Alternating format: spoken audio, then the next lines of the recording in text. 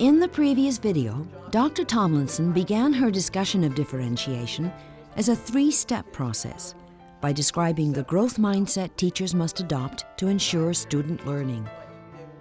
In this video, Dr. Tomlinson will continue her explanation of that process by focusing on the personal connections that she says teachers need to make with students.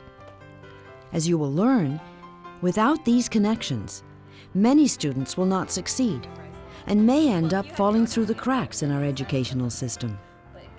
And now, Dr. Tomlinson. I want to sort of start you off a little bit today with just a tiny little reminder of the big picture of what we're talking about.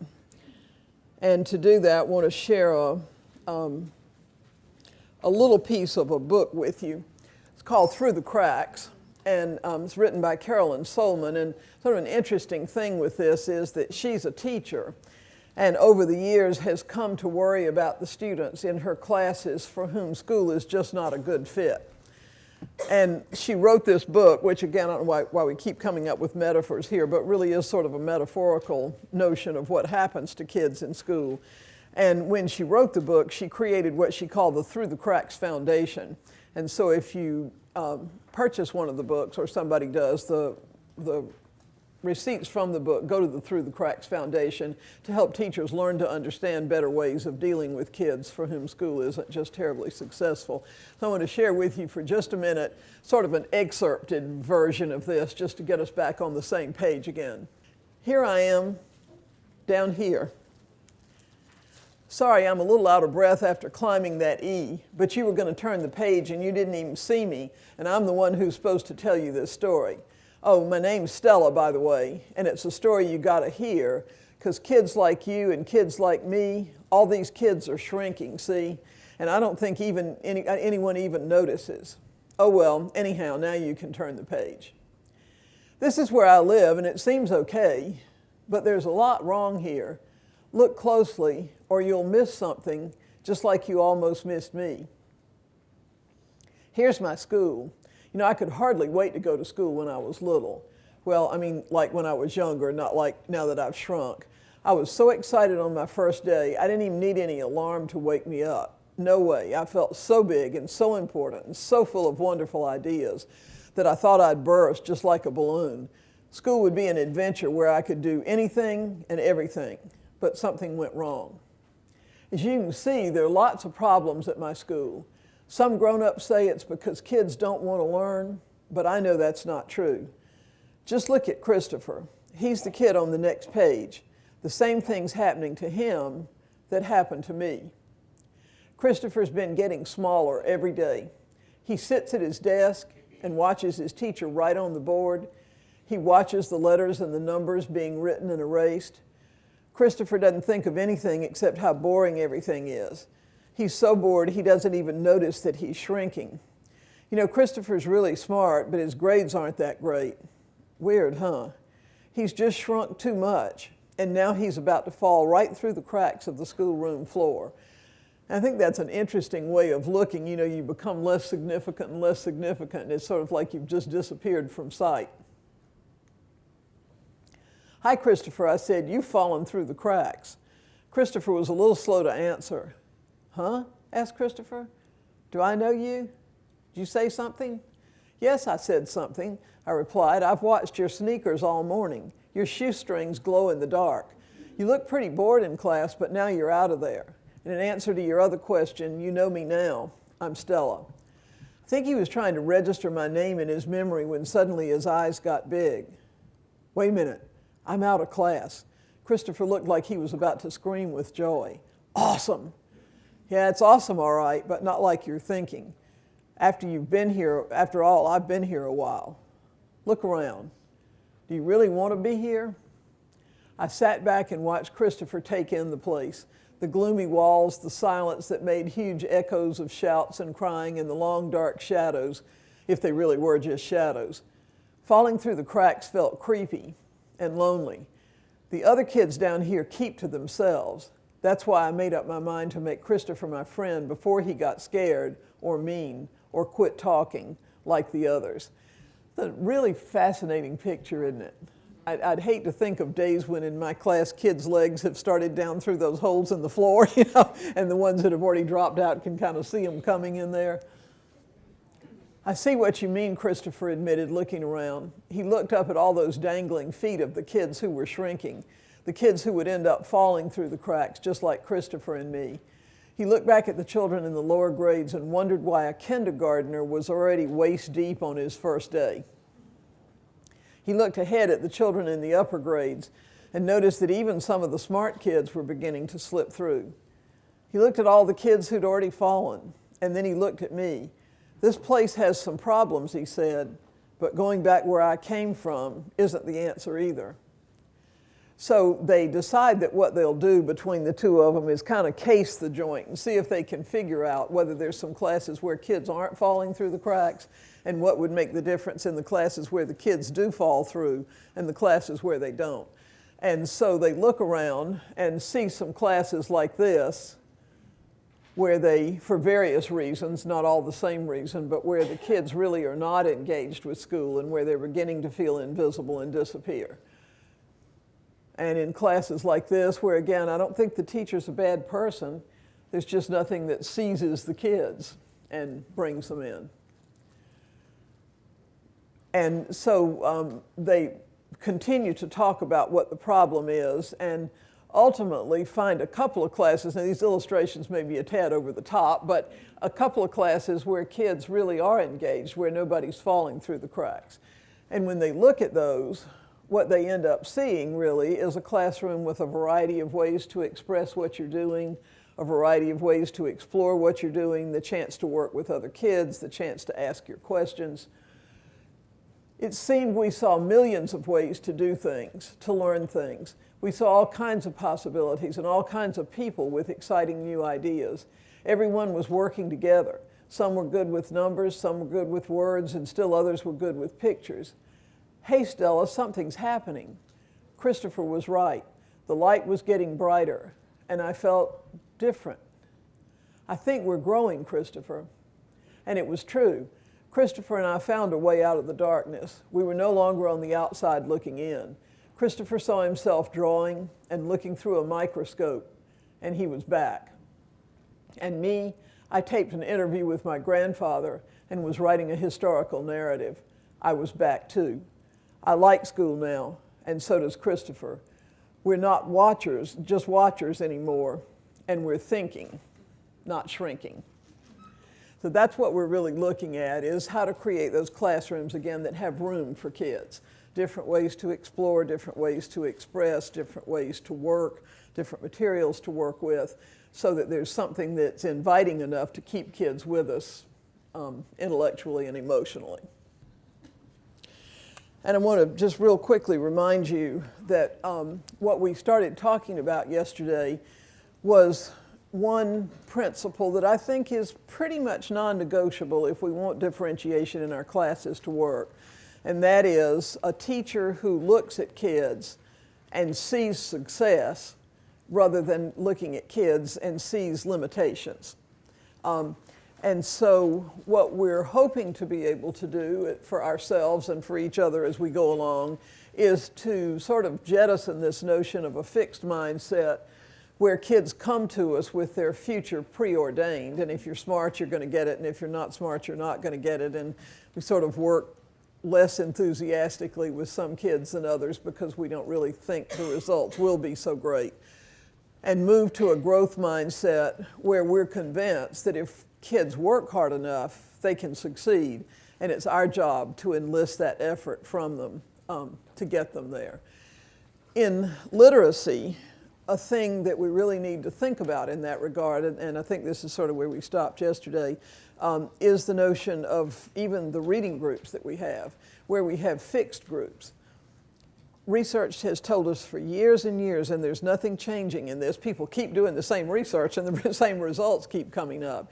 And that is, as soon as you start putting kids in low groups, not only are the messages to them about success pretty clear and not very happy, but the way we teach them and the material we teach them with and the pace at which we teach them starts sort of like putting this weight on you that pulls you through the cracks in a way.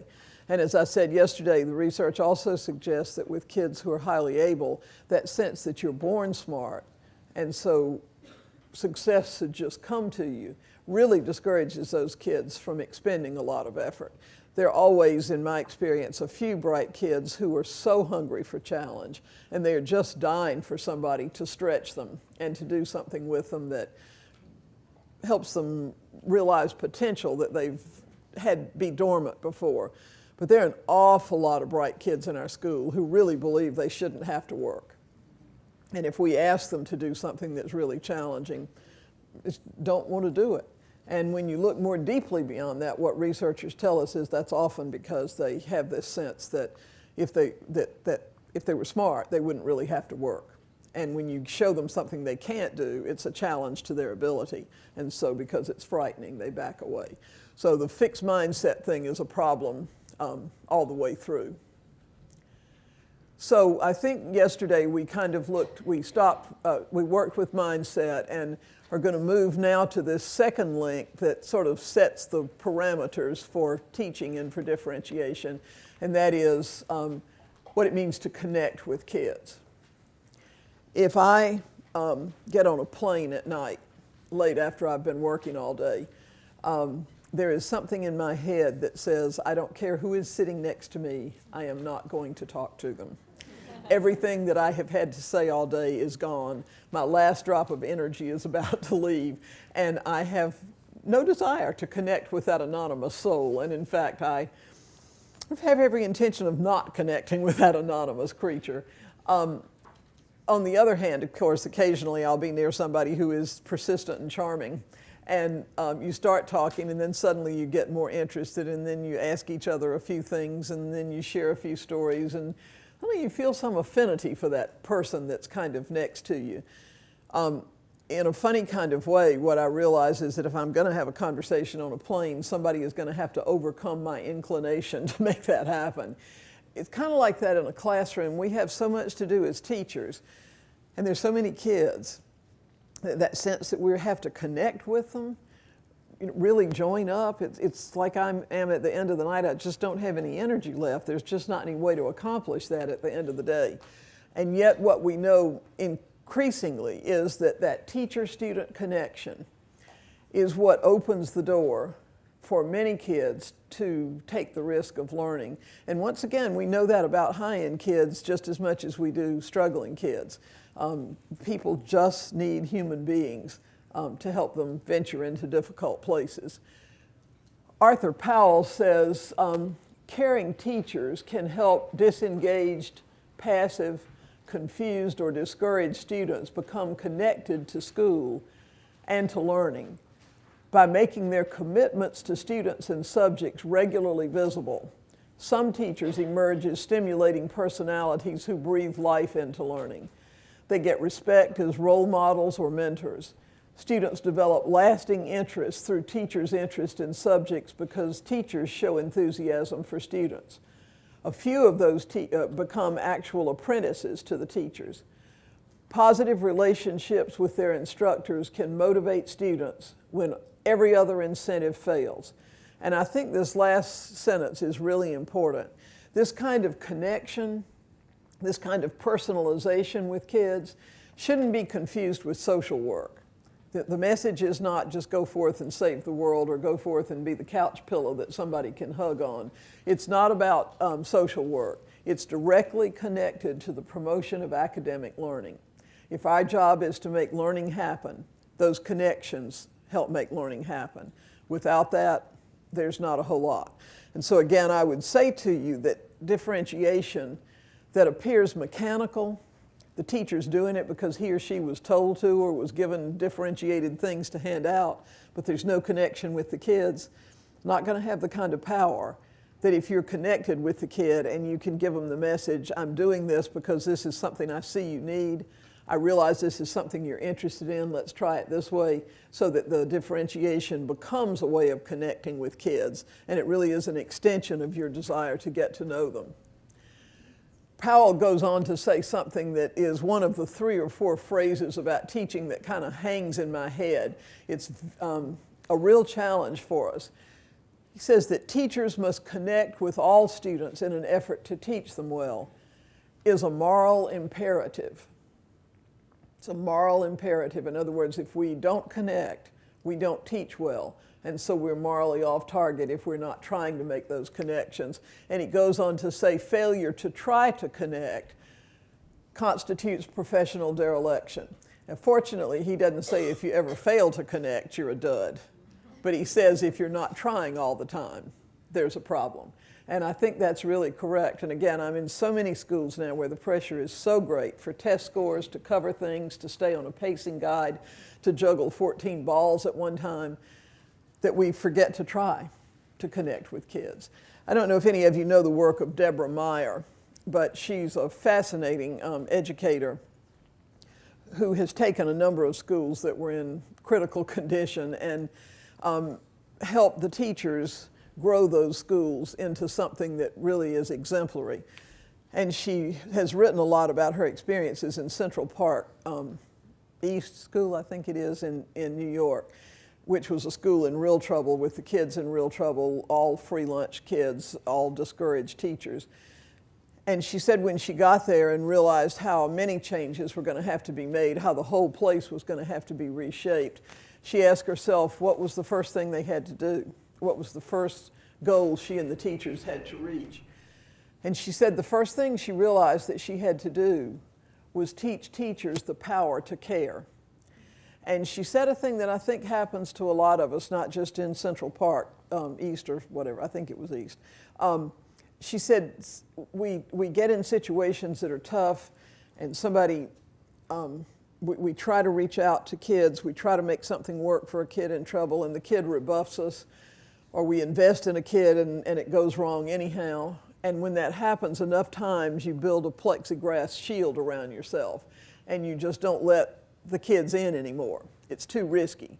And she said the first thing that she had to really do was remind the teachers that most of us go into teaching because we do care, and to give them concrete ways to reach out to care. Because what she realized was as long as that plexiglass was around the teachers, nothing else that she wanted to do with the teachers could be done. Dennis Littke, who's kind of an interesting person, says a similar thing and makes it a little bit more practice-focused. He says, you know, guys, I'd like to be able to say that what our job really is just to make those test scores go up, to make sure kids get a few more things poked in their heads, maybe even to help them think a little bit better. I'd really like to say that's the point of our work, that's the job. And he says, in fact, in our school, we have figured out that teaching is really about the 3 R's. That's what it's about. But what we've come to understand is that the first 3 R's are relationships, relevance, and rigor. Before the reading, writing, and arithmetic, relationships, relevance, and rigor.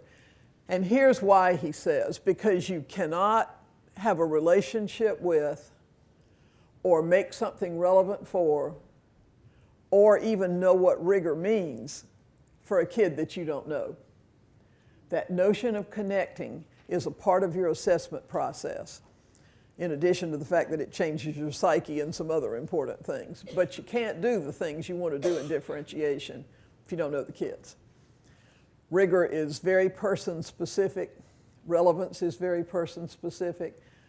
Relationships are necessary to bridge that gap. And if you don't start getting to know the kid from day one, even in middle school and high school where you have 150 of them, you're kind of sunk. Teacher-student connections really allow us to access what matters about an individual learner. You don't get that off of a piece of paper, you get it through interactions. This researcher says in his study, the teachers that he studied discovered that they need to develop and maintain personal relationships with the students they teach, because for most students, meaningful interaction with a teacher is a precursor to academic learning. Is that a good thing that they won't work for you if they don't know you? I don't know if it's a good thing or not, but it's true. What do you think about that? Do you know teachers in your, I don't mean you to tell us a true story confession thing here, but do you know teachers that kids really work hard for and dislike them a lot? Or do you know teachers that kids really work hard for and find the classroom sterile? There's a body of research that I've always found kind of interesting where they look at kids who are unsuccessful in most of their classes, but inevitably those kids will succeed in one or two classes, and they've studied what the difference is in those two settings. And the teachers for whom the kids succeed are what the literature call warm demanders. They have very high expectations. They're very clear with those expectations. You don't mess around, you don't goof off, you don't not do your homework, you don't be disrespectful to other kids, you don't tune out in class. But that demand part is offset by the warmth. The kids know that the teacher is on their side. They know that the teacher is studying them, cares about them, will be disappointed if things don't go well, will be excited if they do go well. And it's that warm demander setting that takes the kid who is not doing well and makes all the difference. Not just the demand piece, but demand with the sense of trust and expectation, and as some of you said yesterday, just sort of general regard and respect for a kid. In other words, teacher-student connections, and research tells us this coming from many angles, are the bridge to academic learning. They really, those teacher-student connections take the kid from over here, where they feel like they are now, to over here where you need them to be. You're the bridge they go across.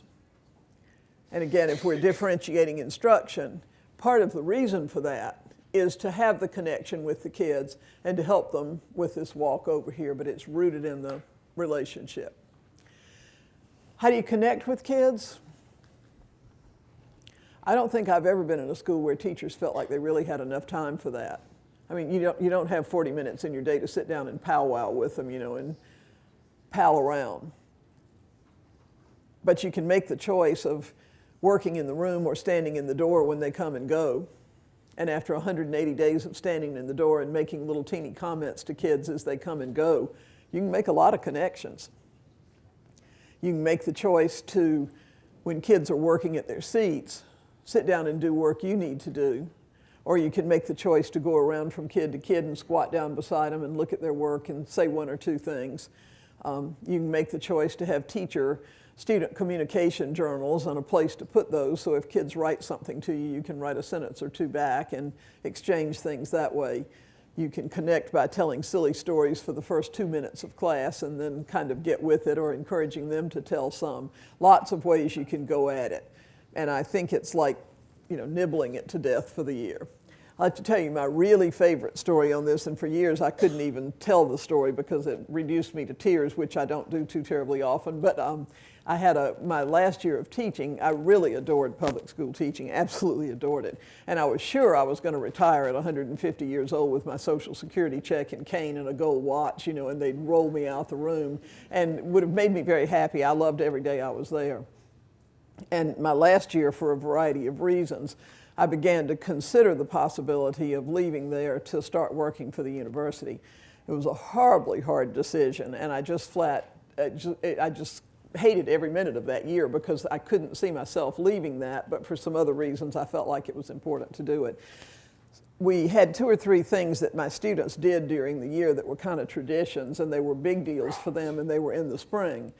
And I didn't want to tell them that I might be leaving because I didn't want to ruin those things they had been looking forward to so much. So what that resulted in was, it was only about the last 10 days of school that I told them that I wasn't coming back. And then it was so hard for me that I couldn't talk to them about it because I was going to stand in the room and blubber every time. So whereas we could talk pretty easily about most things, they could tell that just wasn't comfortable. And so they were uncomfortable and I was uncomfortable. We just weren't getting anywhere. So about 3 or 4 days, I guess, before school was over, we were having a parent conference before school in the office with 6 teachers and a parent. And the thing went on, and the bell rang, and we're still sitting in the office. And I'm thinking, oh my gosh, I've got this room full of kids upstairs that's doing heaven knows what without a teacher in the classroom. And we finally got out of the room. I went flying down the hall and up the stairs to where my classroom was. Bell had been over 5 minutes or 7 or so. But there are these kids lined up on both sides of the hallway. And my first thought was, did I miss a fire drill or something? Who's just this line of kids on each side of the, and then the second thought very quickly was, shoot, those are my students out here in the hallway. And then my third thought was, they're really still and quiet, wonder what's going on. And I don't know and never will know who engineered this, but they waited until I got to the top of the stairs. And then as I walked down the hall through them, every one of them made a greeting comment to me that was one I had made to them standing in the door over the 2 or 3 years that I had taught them. Stupid things that I said to them, that make you sound like you've got the IQ of a grain of sand, because it was just dumb junk you say to 12-year-olds. But what was so fascinating to me was every one of them remembered the stupid thing I had said to them that was important enough to remember. And it was really their way of saying to me, it's okay, we understand. It was their way of saying what it was that needed to bridge that thing. We didn't have long conversations, there's no time for that. But those little things make the connection, and they can be profoundly important to kids.